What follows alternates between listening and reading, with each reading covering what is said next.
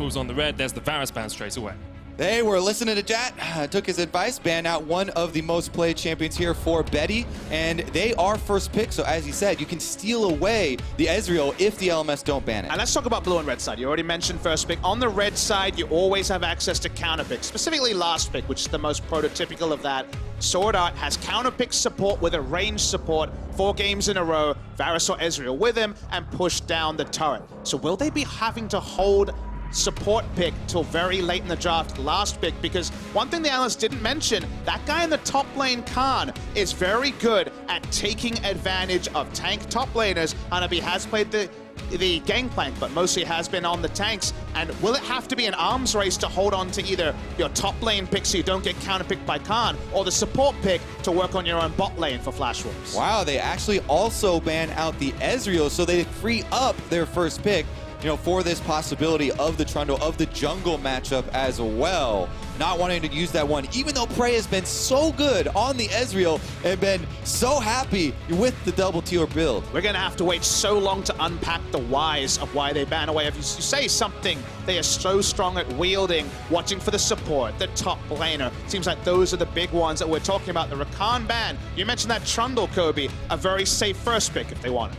We do see Kai'Sa go through the picks and bans here, though, on the cards, being banned out a lot. But we saw no Kai'Sa priority yesterday when we saw Kingzone Dragon X in a game, so there's no chances it'll be taken. They do overlook the Kai'Sa at first. They leave it up for now, but we've also talked about how well Trundle works with Kai'Sa, so it becomes very sketchy here for the Flash Wolves. If Betty doesn't want to utilize the champion, I think Prey and Kingzone would be happy to. You're being pulled in so many different directions. You think of combinations with Trundle. You thought Kai'Sa. I'm sitting here and saying, what about that Swain? Because while BDD only played a single game, Swain Trundle is a duo that has been wielded at the highest level. So let's see a first pick here on the red side. They actually do not counter pick for support. So the double range support that got them those turrets is gone. They've already gone for Tahm Kench, a staple of Gorilla. What that tells me is, hey, why don't you opt in for a range support? We'll gank you. And that has been something that Gorilla's fallen down to multiple times in the past. And I want to talk about Tahm Kench because he's such a controversial champion, and everyone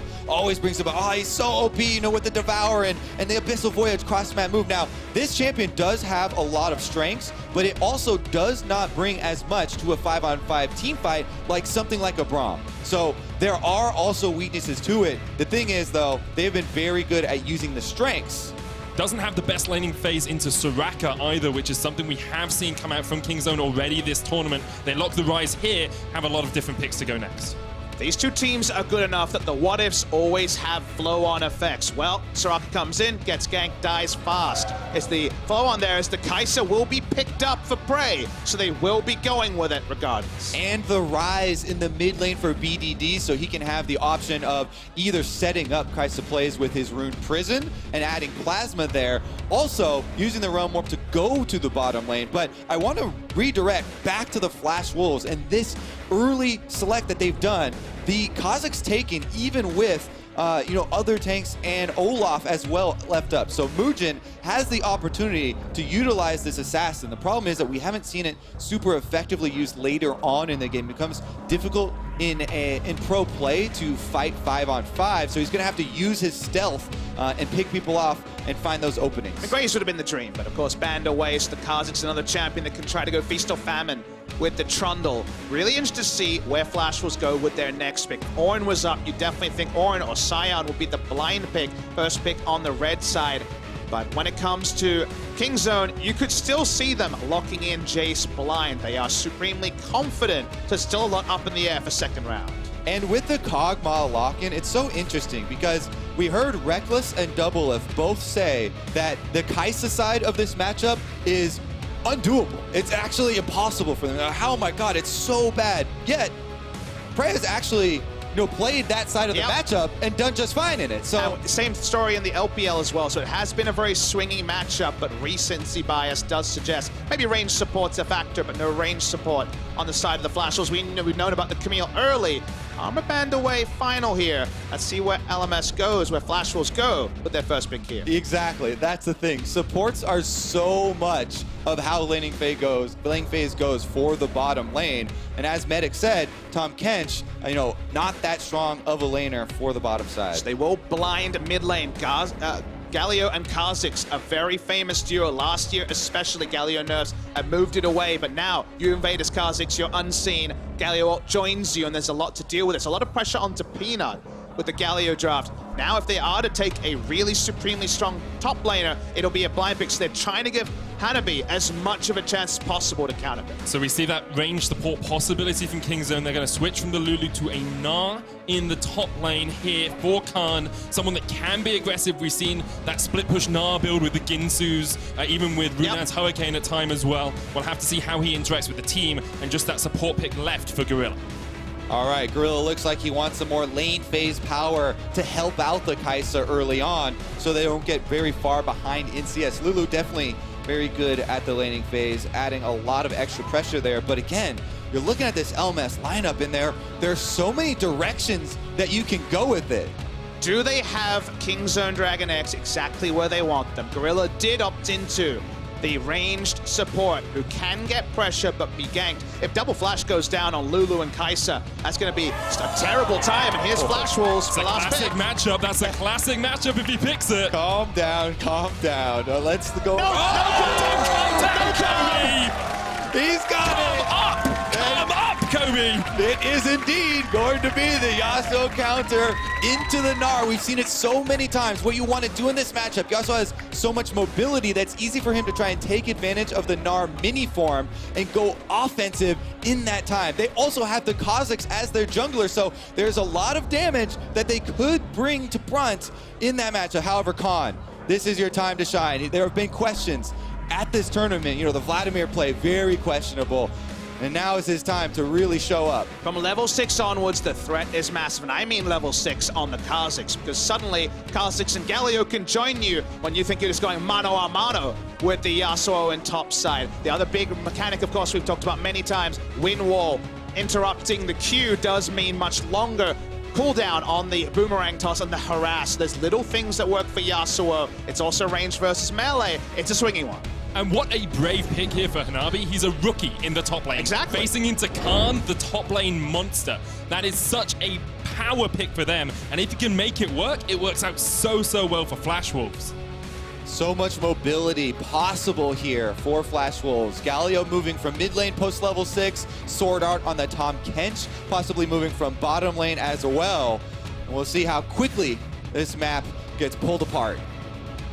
Well, my hype levels have come up pretty quick, guys. This is going to be a really fun one here. I think Flash Wolves have done some great stuff in the draft. The Kingzone do also have some fearsome champions of their own. I just want to get into it because I want to know who finishes this first round robin as number 1. That's what we're looking for, is the top of the table clash between Kingzone, Dragon X, and the Flash Wolves. Kingzone expected to be at the top by everyone before MSI began. I think Flash Wolves very much a surprise for most of our analysts. Definitely true. Flash Wolves sitting in such a good spot, undefeated so far. If they win this one, it would be in every single team in the tournament already. And of course, across from them, Kingzone are the ones saying, hey, that's supposed to be our spot. We're the LCK representatives.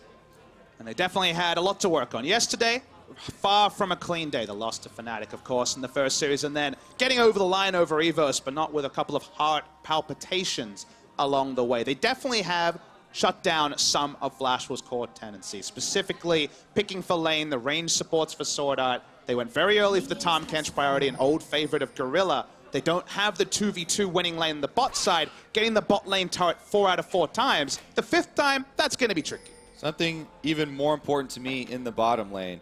Now, Papa, you've cast a bunch of prey, even on Kai'Sa. Does he put on the helmet? Oh, Control 5 is extremely important. If you don't have the helmet on, you're going to be showing off the... I know you feel really strongly about this. Color scheme here, and so far he's not doing it. I'm feeling a little bit worried. And if your hair's fluttering around in the wind as well, it's likely to get in front of your eyes. Maybe you miss a CS. All right, we'll see how it plays out for him. The answer appears to be no, and probably Tio discussed, I didn't actually remember, Kobe. I don't care either way. I'm not about the helmet on or helmet off life. Well, both are fine. Meanwhile, Peanut actually, he's heading very quickly to the bottom side of the map here. Goes blue start into a bottom ending route. And we'll see if he has some indication So of how it's going to a go. couple of things happen at level 1. You remember that Kog'Maw and Tahm Kench actually came from close to the lane brush. They're faking about where their entrance was. So basically this is trying to minimize any of the particular routes they could have taken, but it also is good doubt that's crept in by Flash Wolf. Yeah, and Peanut is going to want to get to the level 3 here, starts up the Raptors, but it's a good possibility that you're bringing up because there's so many things that go into the mind games of the early jungle routes when the vision is not there on the map. And they know that it's a Lulu lane. Lulu's going to look to push against the Tahm Kench, the melee support, so they'll be pushing up. One of the reasons that a lot of teams have actually been able to get early leads against them, attacking that bottom lane. Peanut, though, walking over the ward. And that's the way that you beat Kingzone. Froskuren said it. You have to track Peanut in the early game. You have to shut down that jungle pressure that he can enact. And this is something that has been true of Prey and Gorilla since 2015. It's how they played the game. I would say maybe even more true in 2016 when Peanut came in and changed up their jungle plan. Previously, they had a very defensive jungler in Hojin. This is how they play. They try to leave bot lane on an island. That's why it's Braum, Tahm Kench, really nothing else in the LCK, because you don't want to have something that's pretty self-sufficient.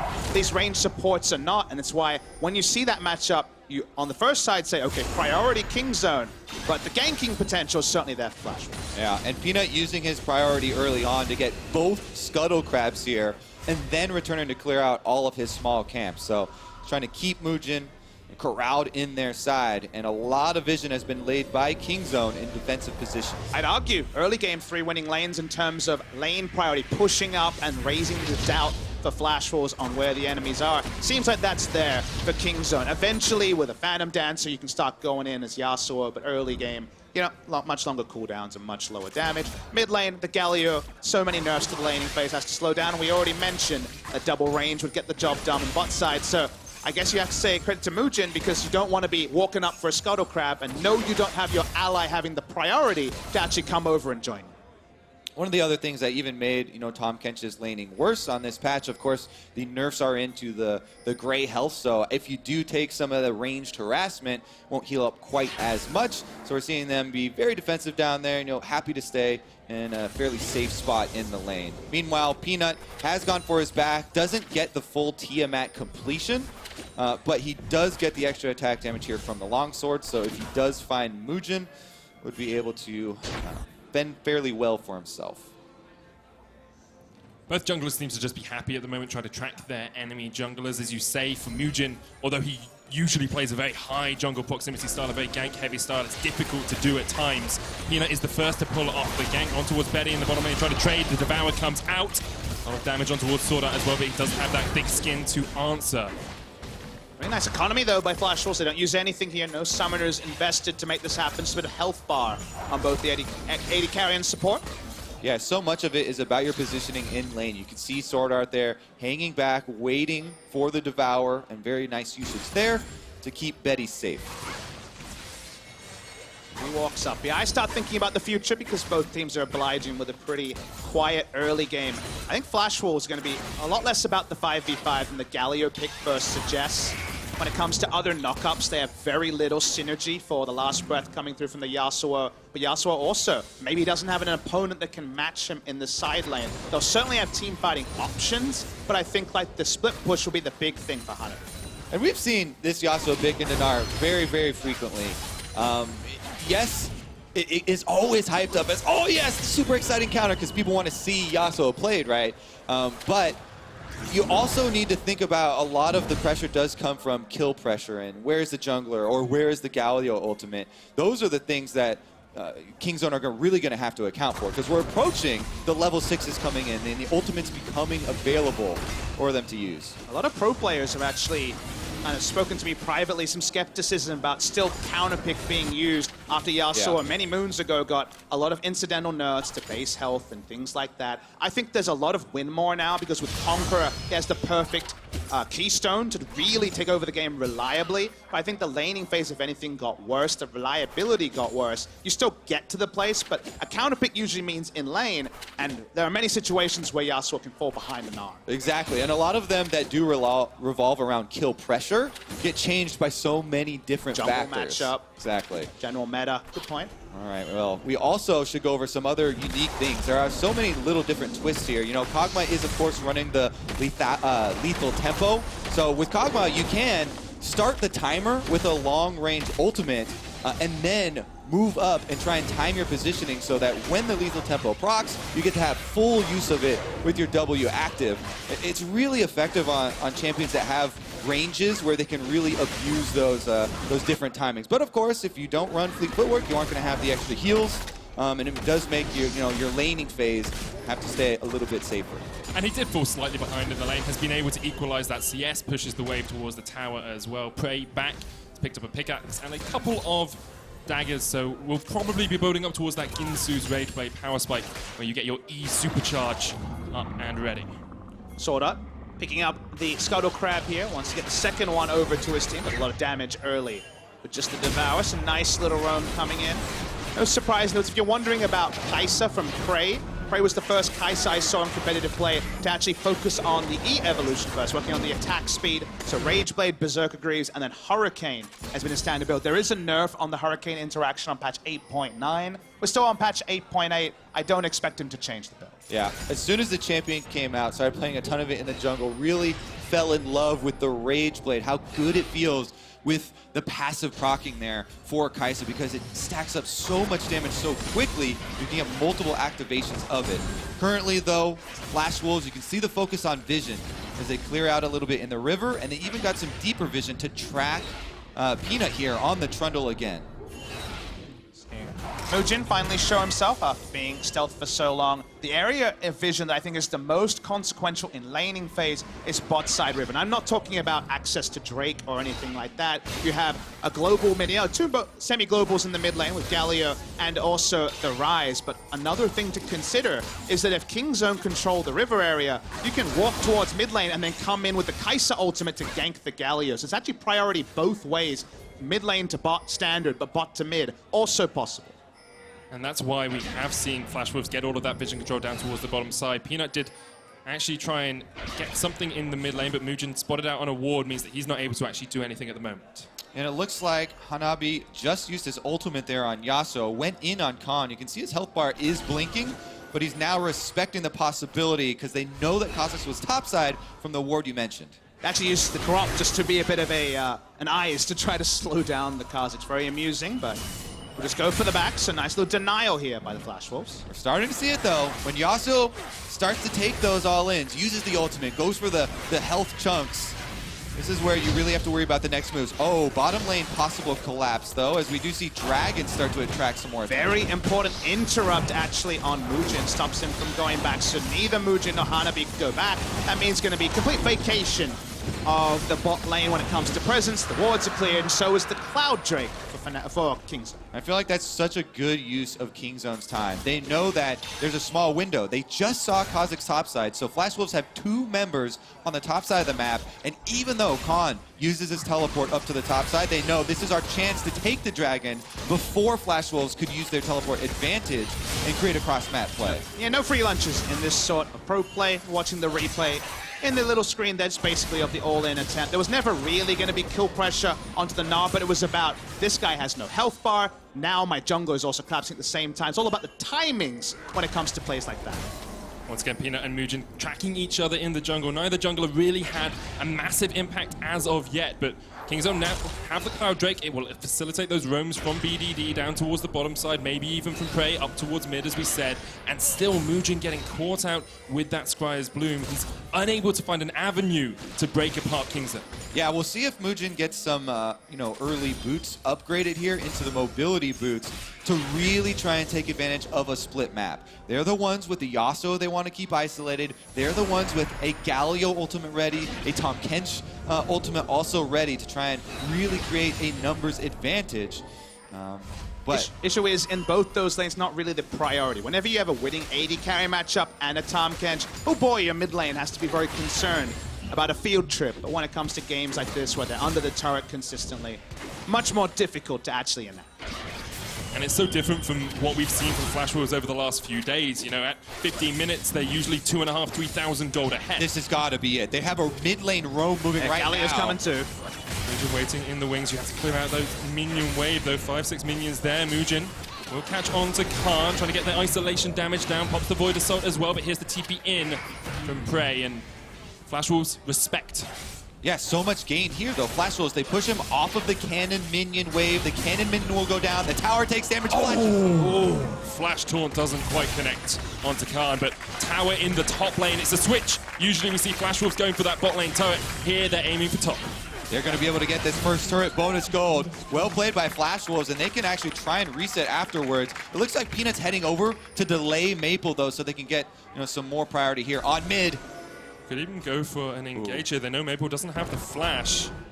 We'll just use the Justice Punch to get himself to safety. Let's talk really early, as we see in BDD and Gorilla Rope top, about what this means. And they have so far been able to translate their bot lane focus to top. If you can play the same game plan, counterpick top side instead of bot side, and win in the similar fashion, in a very clean fashion, as Flash Wolves have been playing so far this tournament, then really any lingering doubt about this team's candidacy as a potential MSI winner goes out the window. Also remember, Hanabi, he is new to the team, and he used to be a mid laner. He was a Zed and Yasuo kind of two-trick. So he's very comfortable on this champion. I'm really glad we're seeing this actually played well, and Flash Wolves working around it. We just talked about, Galio Ultimate. Even though they didn't have to pull the trigger and use the Galio Ultimate, because the Yasuo is being played well, because the jungle pressure is there, they're able to get the objective without actually having to throw the cooldowns away. I mean, a lot of this game has been about the what if of reading the map and the potential percentages of what play could happen and responding to it. So far, you would say that nothing too much has been surrendered. Very small gold lead to Flash Wolves. You look back through the player histories, and you're like, we'll never need that, It was a bit later, plays Yasuo. But in the tournament like this, where MSI, where Yasuo becomes, so impressive, it actually does come to something. It's now he's heading down the river, and Flash Wolves actually Blast Cone out, not going to go for anything deep. Right, he's going to get some damage down here onto Sword Art, stacking up the plasma. Did he get it? No. If he had, that would have been impressive. Ready to get super hyped about that. Mugen will just pick it up. They know that the double wards were bot side. They can actually see Trundle on clearing Judy as well. So right now, basically perfect information for both sides about what plays are coming.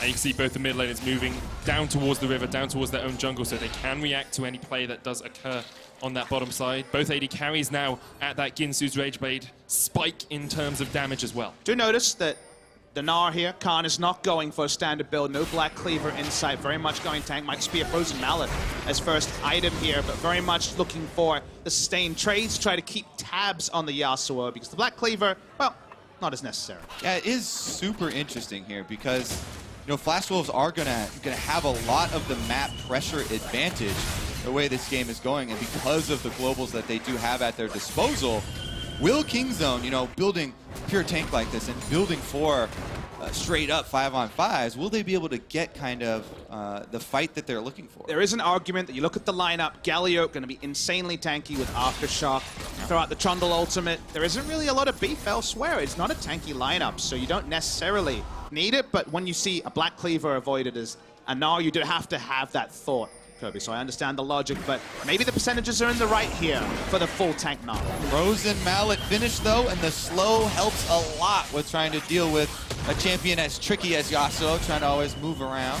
Interesting to see the Executioner's calling early here for Mugen as well, just trying to reduce some of that healing that may come out from Prey or Good skirmishing against the Trundle, and if it's the target that is under the Wild Growth, there is that interaction as well there. So it is a smart build. We don't see a lot of players do this, and people criticize Fnatic for fully avoiding the item. And it's something Mugen has done for a long time, is these slightly eclectic builds. He used to actually build Locket of the Iron Solari first on Lee Sin after getting his jungle item in the Challenger Series here in Europe. If his team needs it, he's more than willing to sacrifice himself to help out the squad. I think we might have alienated a lot of our viewers who like some solo Q Lee Sin, but let's true. talk about the mid lane here. Here we go. Teleport in from Kingzone here, trying to catch on towards Flash Wolves as they use the Herald. Khan there in the front line, but Betty can just open up.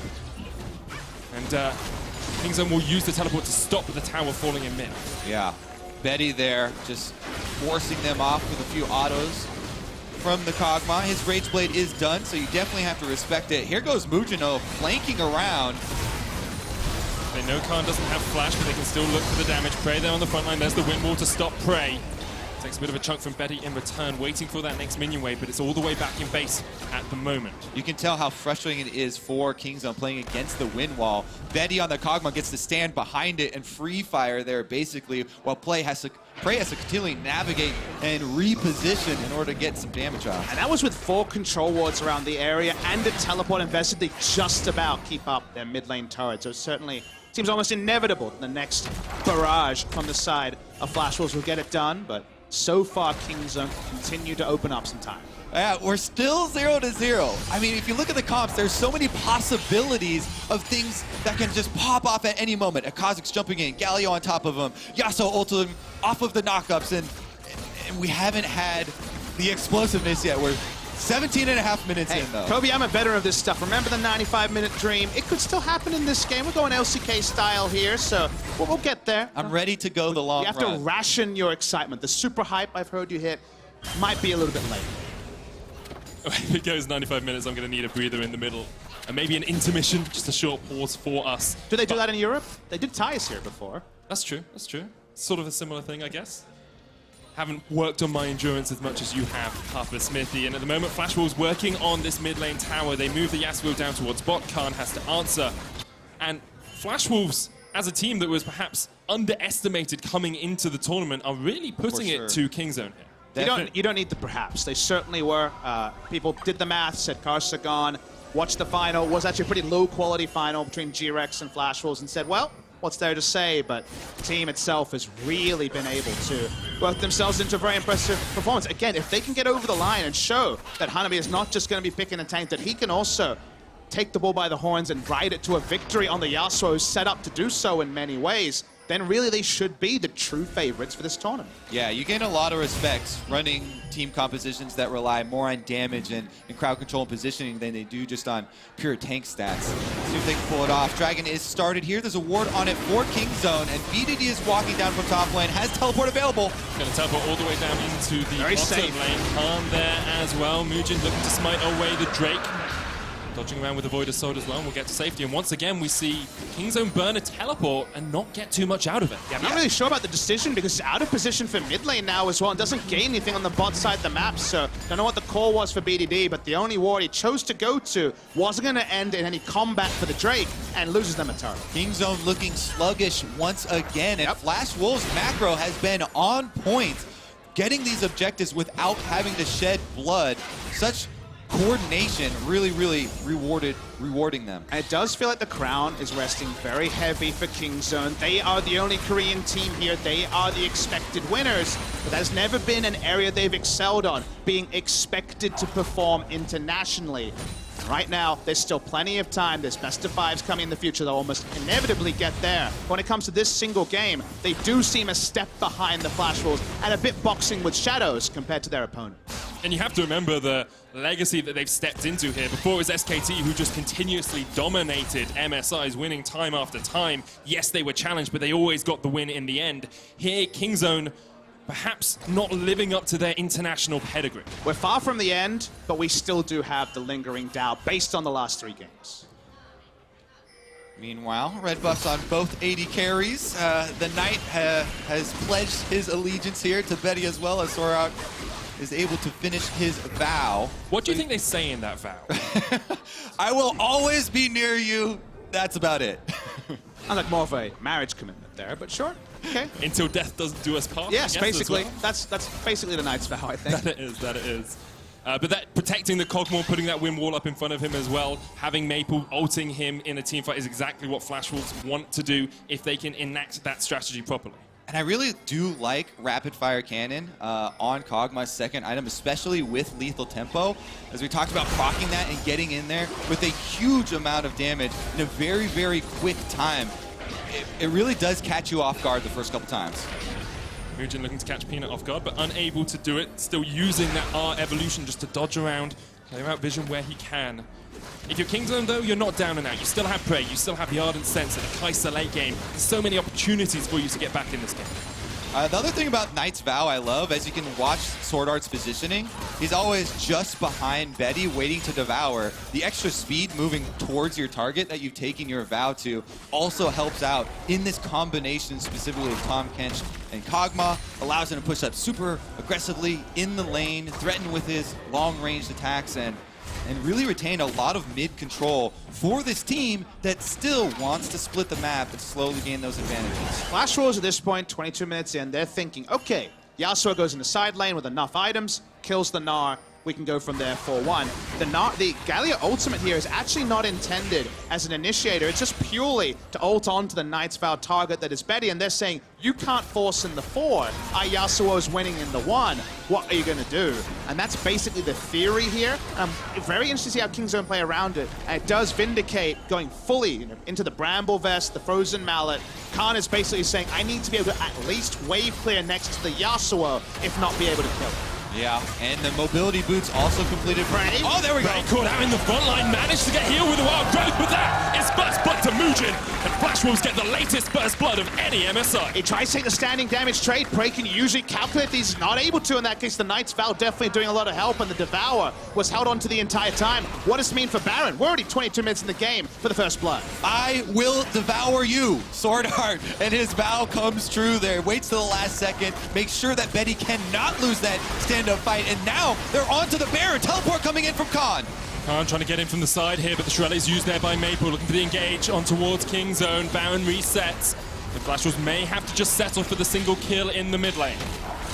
Too early in the game to shrug off damage. Prey 5 seconds away. The death timer not long enough. They can't cement the Baron, but certainly a good standing trade for the side of Flash Wolves. Yeah, exactly. They didn't even have to trade anything for starting up this Baron except a little bit of health. They were able to strategically get the cooldown of the teleport out from Kingzone. Here's another look at Prey going for the stand-up fight, gets exhausted. There's no way back out for him. Meanwhile, Sword Art standing there, he's like, you got no problem, I will eat you before you die. It's a very peculiar one. I don't know what actually priced Prey into all-inning, because it looked very unlikely with the Knights. It could have just been the slow from the Tahm Kench and him saying, I don't want to flash out, I think I'll be followed and died, but it didn't necessarily look like a winning decision by Prey. Exactly. I mean, you have the possibility of flashing away, but went for the offensive look instead, was punished for it, and Khan was also punished for it. As we said, now there's no teleport on Gnar for Kingzone, and every cooldown like that, when a game where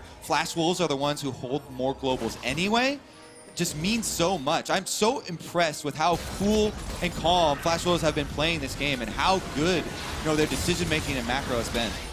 Just waiting for mistakes from their opponents.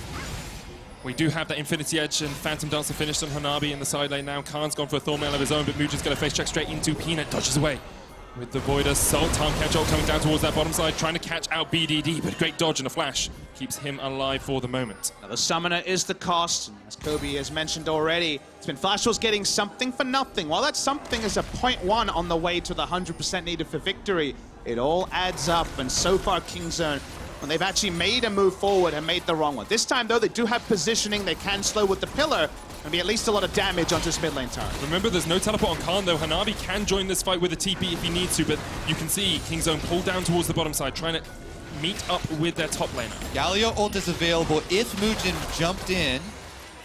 Khan's chasing off Hanabi off towards the top side of this. Prey trying to dodge around. Betty and Sword Art pushing forward. Khan goes into Mega, has the blast cone, can look for the knock into the wall. That's exactly what he's going to do. But a great devour from Sword Art keeps his AD carry. Yasuo gets away. Yasuo in the front line gets 2, and it's a great fight for Flash Wolves. Kingzone are dethroned here by the Flash Wolves. It's 4 for none. That's going to be the Baron. They can even take Infernal Drake on the way. It looks like they're splitting here for the objectives. Peanut is the only surviving member of Kingzone, and he just has to watch everything be taken off the map. Coach Harai and Axine also picture-in-picture look on with disgust. We started all with chasing down the Yasuo, slowing him down, but he finds the last breath. It's on to Prey. That was all he needed. They go down, and so should Baron. Yeah, that's a little bit... We need a buddy system here. They decided to stop off for the Infernal Drake first. Now we're going to have attempt number 2, Sword Art here to tank. I'm pretty sure Maple's CP was cancelled by Peanut down in the bottom lane, so they didn't have the tank coming in. Sword Art can tank it now, though, and that Baron is going to go over to Flash Wolves from a 1,000 gold lead a minute ago to 6,000 gold ahead. In Infernal and Ocean, 5 kills to Nick. Flash Wolves looking so good this tournament. Take another look at how this started out. Like I said, they were always looking for the option of this Galio ultimate, and Mugen flanks around right behind them. They're able to get the huge knockup that is triggering the Yasuo. Actually, Hanabi got his own knockup right there. He had charged it off the minions and got it onto the priority targets. And Khan actually, even though he jumped in with the W, with the E, he wasn't able to get any sort of wall stun as it looked like it was being set up for. But the setup for Flash was perfect. Their teamfight KDAs have been insane this tournament. Look at how much damage Yasuo did off his own Q. This man can do it himself. Funny stat, I saw the play rate of Yasuo has skyrocketed since MSI has started, and we've seen all these mid lane Yasuos. Now you guys know, the top laners, feel free to pick that one as well and put that time to good use. The only other person who's played top lane Yasuo in a major region is Huni twice in the NALCS. 100% win rate. Looks like Flash Wolves are looking to close out on that one as well in this game. Now they split up towards the top lane. They've got Galio mid, they've got the Yasuo bot. A 3-1-1 is being enacted. Just watching here, BDD try to clear the waves in mid lane. I want to draw your attention to a stat. This was from before today. When it comes to team fights, Flash Wolves have a 7-kill death ratio. They're 14 into team fights. Want to hold for a moment. Prey's going to step forward. It's a 3v3. Mugen off towards the side. The Redemption comes out to heal up Betty once again. But that means when 8 members are on your screen, they were 14-2. They're 18-2 now. They're even higher when it comes to that. That means when the second place team was on next to them, it was a 1.5 kill to death ratio. The cleanliness by which they team fight has been by far the best in the tournament. That's not something anyone expected coming in. This new roster with Mugen coming in and the mixed language nature, but they've been so clean, and we got the perfect example in that Yasuo team fight. There we Perfect go. example in Hanabi. There's the Gnar. Maple in towards the side, but a great pillar will separate him from the fight. Hanabi trying to dodge around, gets the last breath onto Peanut. There's a hero's entrance as well. Eventually Hanabi falls, and now Maple not in the best of spots, but Betty's on his way. The killer instinct from Prey onto Maple. Mugen kills Gorilla off towards the backside, and now Kingstones are the one who have to run away because Mugen is hungry for kills. Can't try to trade into him. Mugen eventually has to back away, but Flash Wolves are in such a good spot. And with the Baron buff, they can easily push down this turret and the inhibitor turret. They may not be able to end the game, but it seems like the last dagger through the heart might be one that kills off the hopes of Kingzone. Flash Wolves really in the front seat to go 5-0. Looking for that top spot in the group. 5-0 undefeated for the first half of MSI after being underrated by everyone who has stood in their way. Flash Wolves just need to knock down the Nexus to take the win. Undeniably, Flash Wolves should now be tournament favorites. Kingzone have definitely fallen short. Here's another look, and even though they start off with a good combination on the Hanabi down here on the Yasuo, Peanut comes over and they're able to kill him after exiting the knockup there. They got so low, and Flash Wolves are so far ahead. Coming down in the rotation, look at your screen on the top side. Gorilla is annihilated before he gets to get anything off, and then they're able to kill the rest of them under turret. And that's the thing, Kobe. Eyes off the Yasuo, looking at what was happening in the oncoming group of Cavalry. The Cavalry was so much stronger. Mugen's cleanup, massive on the Kha'Zix. Teamfight Kha'Zix doesn't often join his friends in damage output because of his struggles with getting isolated targets. That was some fun for Mugen. Yeah, Teamfight Kha'Zix is so happy when the teamfight starts before he gets there and everyone's low. Then it's fun to jump around and pick off the low health members. Yasuo maybe with 3 passives, similar to the Teemo Global Taunt, able to distract everyone and sacrifice for the team. Now Flash Wolves can look for this top lane outer tower as well. Sword Art once again on point with the Devours. He has been the support of the tournament thus far. Absolutely impeccable with his ability to keep his AD carry safe. Flash Wolves, when it came to our expectations about how they had got all their last victories, were able to throw out their playbook, take the early Tahm Kench, and make it work with Hanabi jumping onto the Yasuo. That is the scariest thing here, is that they've been able to stop and show us something new and do it oh so well. Yeah, they have absolutely dismantled Kingzone. Now there are super minions about to attack the Nexus turret, and Flash Wolves have the pressure. Betty can just step forward once again, has that rapid fire cannon. Remember, lethal tempo on him. Look for that extra attack speed that can come out. Once again, Redemption used the heal. Super's pushing in that bottom lane. BDD has to answer. Flash was just waiting for the next rotation of waves before they go for that inhibitor tower in the top lane. Nothing's going to slow them down, though. Still no meaningful cooldowns used. They really want to break the base here. But what a lead for Flash Wolves now as well. It's spread up to 10,000 gold 30 minutes in. Kingzone are just getting torn apart. Yep, Mugen's gone for the mid lane minions. Super's down bottom mean BDD has to answer there, so that means top turret takes a few shots. See Prey trying to dodge around the side of this fight. Pops the Void Assault, maybe looking to jump in at some point, but Betty says, oh no, you don't, you can't step up to me. Lethal tempo, and the W active there gives a lot of DPS. Ankle stepping forward, a great double taunt. Mugen coming in from the side as well, and already Gorilla is down. Prey jumps in with the killer instinct, it's all on him. It's all on Khan. The knockback, can Kingzone somehow revive this game? Betty jumped on BDD, kills him, Hero's entrance as well, and now Kingzone have been able to force Flash Wolves back. Some heroic team fighting there. A huge move by BDD to flash in and assassinate Betty. As surprised as Gorilla dying with ult up, but Mugen, he's caught as well. That's going to be the Guardian Angel down, and they should get the kill right afterwards. This is with an Ocean Drake up and 54 seconds left on Baron. Kingzone should be able to recover. That's why you can never count Kingzone out. We say it every game. A single mistake is all they need to get back in.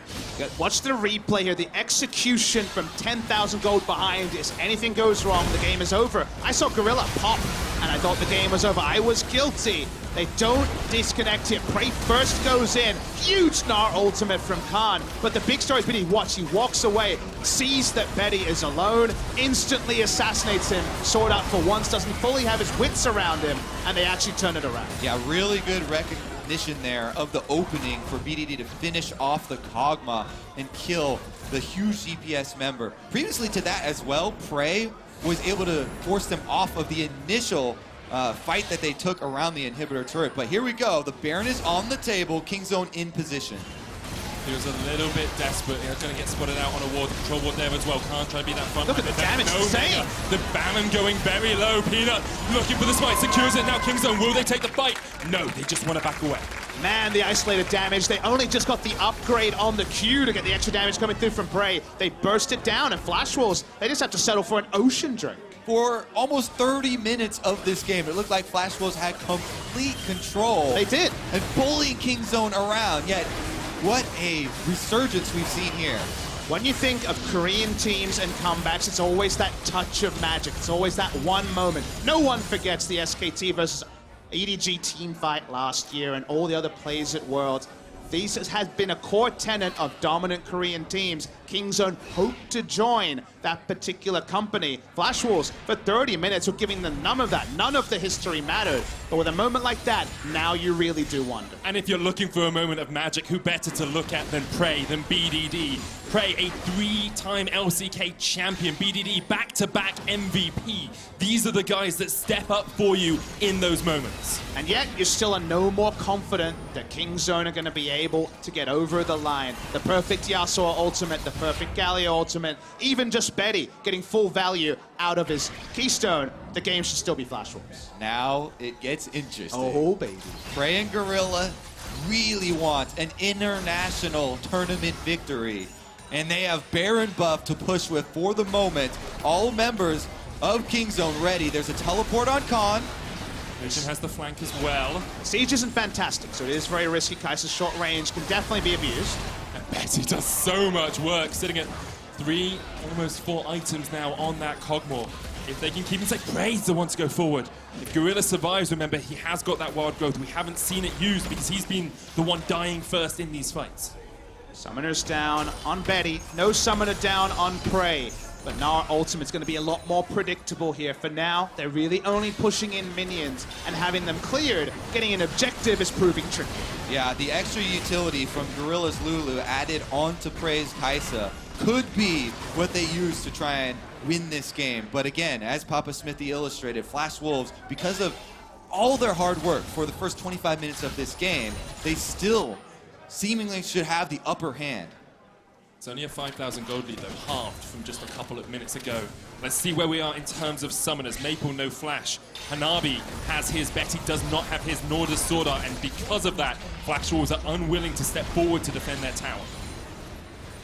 State of the game hasn't really changed. The win conditions haven't really changed from when we started out 36 minutes ago. Hanabi is still in a great spot. Thorn Mail down, soon to be Randuin's Frozen Mallet, yet Hanabi can still win a 1v1. He's able to get the last breath off and have the extra bonus armor penetration. Kingzone for now, the Baron won't break them the base, but they'll get the easy objectives that before were kind of impossible. Yeah, so much standing gold has been picked up here, and they have Baron-empowered recall, so even though Flash Wolves are pushing fast down mid lane, they should be able to get off the reset and go use that money. Getting those standing objectives really helps out Kingzone. Brings that gold lead down, gets Prey his QSS now as well. He's sitting at 3 items on BDD, building up towards that Void Staff next. There's so many opportunities for Kingzone when there weren't a moment ago. We set up this tournament, hyping up the 4 AD carries, but Betty has been the one to step onto the stage here. Him and Prey are gonna be the focus for both teams here. Huge damage sources. And we as viewers get to be greedy, because if we see Flash Wolves win, we know who the favorites are. If Kingzone win, it's all up in the air, because the game, if you've watched it, has been so close that the competition level between the two teams is not the Korean team versus the challenger. It's very much two heavyweights fighting at it blow for blow. We still are no closer at 37 minutes. We still think Flash Wolves, but we still wonder about Kingzone. Both teams a little bit more tentative now, you expect. Kingzone able to step forward, get a little bit of vision control. Not too much, though. And get about 3,000 gold off that Baron, which does bring that lead just ever so slightly closer. Flash Wolves now actually having to check their own jungle with the Kog'Maw altered to make sure there's no Kingzone waiting in the wings. However, we are getting to those late game points. Betty sitting on 4 items completed. Maple there as the protection. The front line has got his Rabadons and his Morellos now as well, so you can't count him out in terms of damage, nor can you count out Hanabi in the top lane on that Yasuo. If at all Kingzone misstep, Flash Wolves are going to take the fight. And really the only thing we can speculate is what happens when the 5 champions run at each other, and I still contend they shouldn't. I still think Yasuo should be doing all his work in a side lane. They can win a fight with Yasuo Kha'Zix, but it never should have gotten there. As I'll hold that. There was seeing some plays around the map. BDD had to use his Realm Warp to get away from the top lane. Mujin was waiting, trying to catch him from the wings. Definitely is a fight that Kingzone can win. They definitely shouldn't have been given a fight if the game had been closed out earlier. So waiting to see. Expectations are so close, and that's why, to me, it's going to be more about a mistake or a really amazing map move that actually finds our victor. Well, the map is about to get more interesting, my friend, because Elder Dragon is on the way, and that will add another point of contention smack dab in the middle. Baron up in 1 minute and 30 seconds as well. Only 30 seconds, 40 seconds between the two of those, so we'll have to see where these teams put their priority. Flash Wolves sitting on 3 Elemental Drakes themselves would get a lot more out of that Elder Drake. But now, with the vision control, basically only in their own jungle here, Kingzone need to work out if they can push forward a little bit and try and track Flash Wolves. I feel like both Kobe and I are leaning in, looking at the items, be like, all right, what's that over there? Because it's so tense, you're right. There's so little to split the two teams. The map play is going to be in the next minute or so, setting up around the Elder or around the Baron. The item timings are so even, so little separates the two teams, but right now, tempo or control around Elder, that is definitely a win for Flash Wolves. The one thing that does separate the two AD carries is the fact that Betty has gone pure aggression here. There's a QSS into Mercurial for Prey, so he's had to be a little bit safer. He doesn't have something like a Tahm Kench to protect him. No Knight's Vow, no damage reduction on a Galio ultimate. Both of those are purely with Betty. Yep, you're going to want to be more offensively minded when your support is the Lulu. Here we go, though. Stuff dies real fast. Quickly that pulls Mujin's in the midst of it. All the heroes entrance. Look for the last breath knockup. Can't quite connect. Elder Dragon falls though, and now Flash Wolves can try and take this fight. They're going in. Oh man, torn from Maple, and once again the mid lane steps up.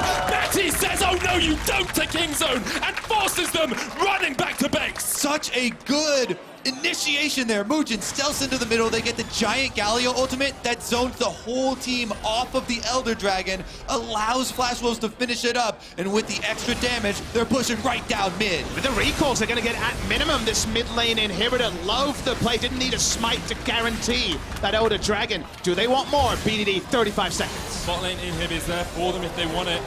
should just try and take that one. I want to see them go back to the Baron. Close this out as well as you have played it up to now. You don't need to take a risk. Kingzone now trying to keep them in sight because Flash Wolves have gained so much. If they get the reset off, the map will be heavily in their favor. Betty gets tagged.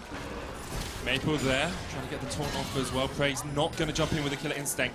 Yeah, there's a Tahm Kench right next to Betty still, so if you jump in, could be had. This is the right thing to do for Kingzone. Chase them away. There's no setup available for the Baron that spawned earlier. So now you know exactly where Flash Wolves are. Yeah, Kingzone don't have a lot of time because the super minions will be coming soon. They need to work with the big minion wave they have top as their very temporary point of pressure. I think it's YOLO time. Well, teleport's coming in. It's YOLO time, as you say, for Kingzone. They've started up the Baron down to 3,000 HP. The Gnar misses onto Mugen. The Baron is going to fall. It goes to Gorilla. But can Flash Wolves take the fight? Can Kingzone somehow survive? Betty kills one in the backline. And Betty is just spitting out hell upon Kingzone. A triple for him. Khan survives, but eventually he will fall as well. And Flash Wolves are going to go top of the group. That was such an amazing game, and Flash Wolves in the end completely ace Kingzone and finished it off. A super well-deserved victory for the Flash Wolves. They were the ones that enjoyed the lead for the majority of this game. The better team for the majority of the game pick up the victory. There is no big comeback for Kingzone, and Flash Wolves are your favorites for MSI. Flash Wolves, the Kingzone Slayers. 5-0.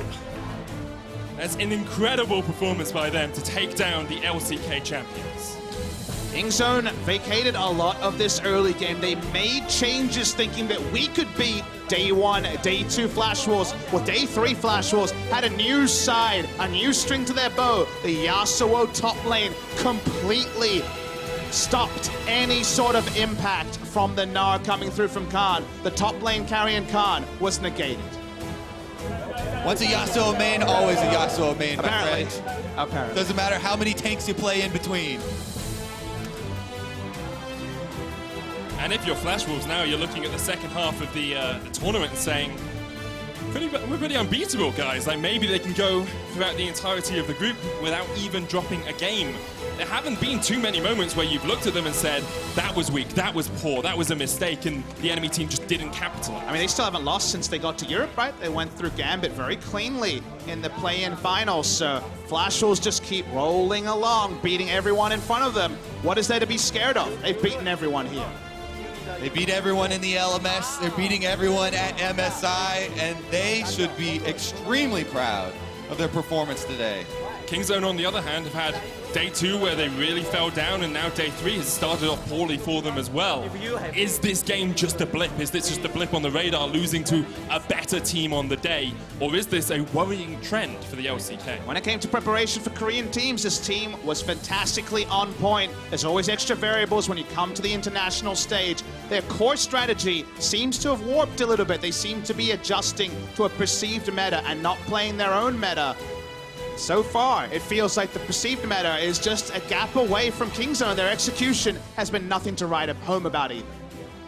And for Flash Wolves, the celebration, the smiles on their faces, they've proven so many people wrong, you know, because of the team change. It wasn't just Karsa, you know, leaving. They also lost Stake, and a lot of people were questioning what was going to happen with the strategy of this team. But in this game, they pull out so many different things. You know, the combination of the Kazakhs initiating with Galio, the side lane Yasuo, Tahm Kench usage from Sword Art was great all game with the Devours as well. So many things positive for this team looking forward. I think you'd be very happy if you're a Flash Wolves fan or if you're a player on Flash Wolves as well. Let's take a look at how the teams are stacking up as we close out the first round robin.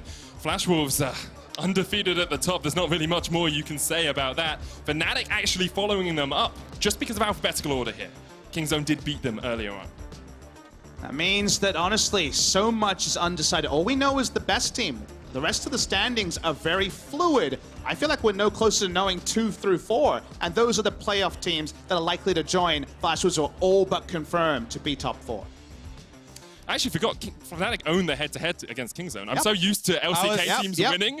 I even cast that game. What a mistake from me. Team Liquid and EVOS sitting at the bottom of the table, but Liquid did pick up their first win today, so maybe things looking brighter for the team from the NALCS. To get more insight on that game, let's head over to the State Farm Analyst Desk. Thank you very much, Medic. And we'll forgive you for that one because of the crazy game that you just cast. I'll be the first one to say it. The best game of the tournament so Easily. far, without a doubt. And again, definitively now. Flash Wolves sitting at 5-0 through the first round robin. The best team in the entire tournament. And Jad made fun of me for predicting Yes. Flash Wolves earlier in the day, and then they stomped Kingzone. I think we might have footage. I wish we had footage of Deficio actually saying, if I could repredict this after the draft, I would pick. no, He tweeted it. No. Do not I check my I Twitter. can Do verify not look at my Twitter. that Do Deficio not look at my did Twitter. tweet it. Listen. I wish I could change my prediction. This game is so much about how Flash Wolves executed a nearly impossible composition to execute against a team like Kingzone. Like the fact that they locked in the Yasuo, we're already saying it's going to be hard for them to engage on a Galio with no true hard CC. And the way they kept finding fights over and over against a team as good as Kingzone. We were talking them up as almost superhuman before this tournament. You can probably feel the energy in this room. We're all going crazy over it, but I want to remind everybody what we were talking about at the top of the game, how Kingzone and Flash Wolves might interact with each other and find the victory here. For Kingzone against Flash Wolves, it was going to be about attacking that bot lane champion pool, in particular, Betty. They did just that, banning out the Varus and the Ezreal. Yeah, and then we also got a blind pick Tahm Kench coming in from Sword Art. That was the other thing. You know, he counter picks all the time. They win on the bottom side. So when I looked at Flash was going into this game, I said, okay, they're going to win through Mabel pushing in, and then he will go bot lane to have a good matchup, and they smack the bot lane, and Kingzone will fall far behind. But when I saw the draft, I was like, oh, Flash Wolves, this is so bad now because you don't have the winning bot lane, and you have a Yasuo for a rookie top laner against Khan. I was like, this is over. Like, at what point are you going to turn the nameplates off and just recognize? Everyone knows that Yasuo and Tanar is one of the, the OG counter picks. So you're going to have the flexibility there to play around it, and you can win that lane phase. And I love the fact that they made such a pivot. You know, we can't get the bot lane 2v2 matchup that we usually got, that we've snowballed to this lead with. So let's throw the gauntlet. Let's put Yasuo in this guy's hands, and let's see what he's going to do. And then, yes, that composition is really hard to execute, but we see it played all the time in the LPL. And the thing is Flash Wolves were just so beautiful at orchestrating the engagements with the Kha'Zix pick as well. So huge shout out to the top laner, but also huge shout out to Mugen. And we're so used to watching Flash was on the international stage with Stake back in 2015 picking Malphite and trying to withstand the laning phase, or MMMD picking Tank, a lot of M's in there. MMMD, who, by the way, is their sub for this tournament, but Hanabi pulling out the carry pick, and that was a world-class performance for a rookie who was an unknown on the international stage. Like, I can't say enough about how clutch that was. This fight as well was amazing. You hardly ever see engagements like this one, where you get the Galio into the backline, he sets it up for the Yasuo, and what, 4,000 damage in that team fight alone? And the fun thing about the engage is everyone is looking at Khan.